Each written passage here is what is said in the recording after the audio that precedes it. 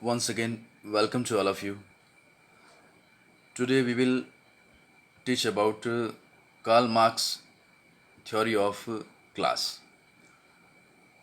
He has given this famous theory of social class in his book Das Kapital. In the third section of this book, he elaborate, he interpret about the classes.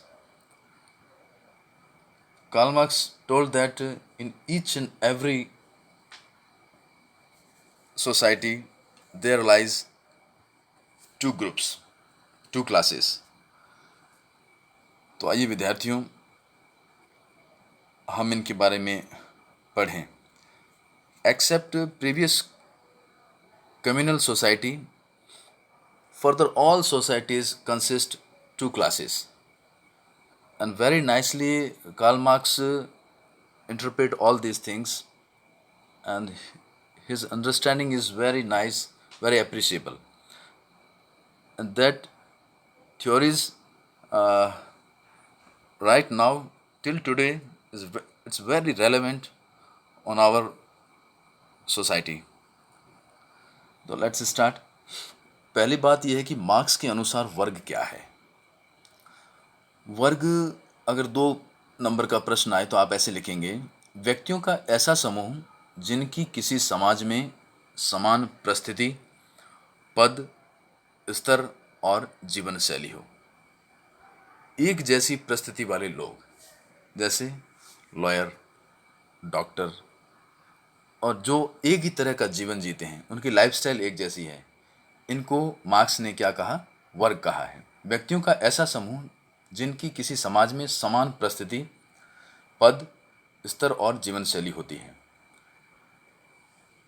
साथ ही साथ वो यह भी कहते हैं कि जिनके उत्पादन के साधनों में समान संबंध होते हैं, या जिनका उत्पादन के साधनों पर समान तरह का नियंत्रण होता है. मार्क्स के अनुसार वर्ग का जन्म उत्पादन के नवीन तरीकों के आधार पर होता है. जैसे ही भौतिक उत्पादन के तरीकों में परिवर्तन होता है, वैसे ही नए वर्ग का उद्भव होता है. इस प्रकार एक समय की उत्पादन प्रणाली ही उस समय के वर्गों की प्रकृति को निश्चित करती है. जिस तरह की इंडस्ट्रीज, औद्योगिक समाज होगा, जिस तरह का प्रोडक्शन हो रहा है सोसाइटी के अंदर, उसी के अकॉर्डिंग क्लासेस का फॉर्मेशन होता है, वर्ग का निर्माण होता है. प्रकृति द्वारा जीविका उपार्जन के साधनों का वितरण समान होने के कारण आदिम साम्यवाद में वर्ग का जन्म ही नहीं हुआ. प्राय प्रश्न पूछा जाता है कि मार्क्स के वर्गीय सिद्धांत के अंदर ऐसा कौन सा समाज था, ऐसा कौन सा युग था जिसमें जो वर्ग विहीन था. तो वो वर्ग विहीन समाज था आदिम साम्यवादी समाज. बाकी प्रत्येक समाज में वर्ग विभाजन पाया गया है. आधुनिक पूंजीवादी समाज में मार्क्स 3 महान वर्गों का उल्लेख करते हैं: श्रमिक, पूंजीपति और जमींदार वर्ग. अब हम बात करते हैं विभिन्न समाजों में वर्गीय व्यवस्था के बारे में. आदिम साम्यवाद एक ऐसा समाज है जो वर्ग विहीन समाज है. उत्पादन के साधनों पर संयुक्त स्वामित्व के कारण वर्ग व्यवस्था का अभाव पाया जाता है. कोई किसी भी प्रकार की वर्ग व्यवस्था नहीं है. आर्थिक उत्पादनों में कोई विभेद नहीं पाया जाता है. फिर आता है दासत्व युग. इस युग में उत्पादन के साधनों जैसे भूमि, श्रम, औजार इत्यादि पर समुदाय के कुछ लोगों का स्वामित्व था. फलस्वरूप दास एवं स्वामी 2 वर्गों का उदय हुआ. एक तो गुलाम होते थे, यह यूरोप में दास प्रथा ज़्यादा विकसित हुई, और दूसरे स्वामी, जो उन दासों को पशुओं की तरह उन पर अत्याचार भी किया जाता था, उनसे काम भी करवाए जाते थे अपने खेतों पर, अपने घरों पर. तीसरा सामंतवादी समाज. सामंत फीडल लॉर्ड्स और अर्ध शासक या अर्धदास या किसान, सर्फ.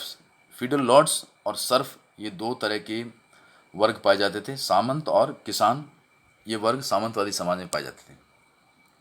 सामंतों के पास उत्पादन के साधन और विशेषतः भूमि थी. ये लोग सत्ताधारी थे, पावर में थे. अर्धदास किसान सामंतों के यहाँ खेती करते, घरों पर काम करते और युद्ध के समय उनकी सेना में सिपाहियों के रूप में लड़ाई लड़ते. निजी संपत्ति की धारणा प्रबल हुई. इस युग से लोगों की प्राइवेट प्रॉपर्टी, खुद की प्रॉपर्टी बनाने की जो धारणा है वो यहाँ से विकसित होती है. फिर आता है पूंजीवादी समाज. आज का समाज जो पूंजीवादी समाज है. पूंजीवादी समाज के अंदर मशीनीकरण ज़्यादा हुआ. मशीनों के आविष्कार तथा बड़े बड़े उद्योग धंधों के फलस्वरूप इस समाज का प्रादुर्भाव हुआ। उत्पादन के साधनों पर पूंजीपतियों का अधिकार हो गया। उत्पादन का कार्य श्रमिकों द्वारा किया जाने लगा। यहाँ पर ज़्यादा प्रोडक्शन होने लगे, खूब ज़्यादा फैक्ट्रीज, कारखाने, उद्योग धंधे अधिक विकसित हुए। फलस्वरूप पूंजीपति और श्रमिक दो वर्गों का उदय हुआ, जिन्हें मार्क्स क्रमशः बुर्जुआ एवं सर्वहारा वर्ग कहते हैं। प्रायः पूछ लेते हैं कि पूंजीवादी युग के अंदर कौन से दो वर्ग की चर्चा मार्क्स करते हैं, तो एक तो है बुर्जुआ एवं सर्वहारा। सर्वहारा मजदूर किसान वर्ग है, श्रमिक है, और बुर्जुआ वह है जो पूंजीपति है, जिसका उत्पादन के साधनों पे, कारखानों, फैक्ट्रियों, औद्योगिक प्रतिष्ठानों पर उसका नियंत्रण है।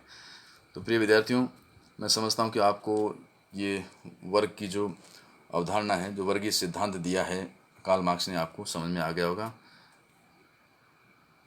Thanks all. We will meet in our next classes.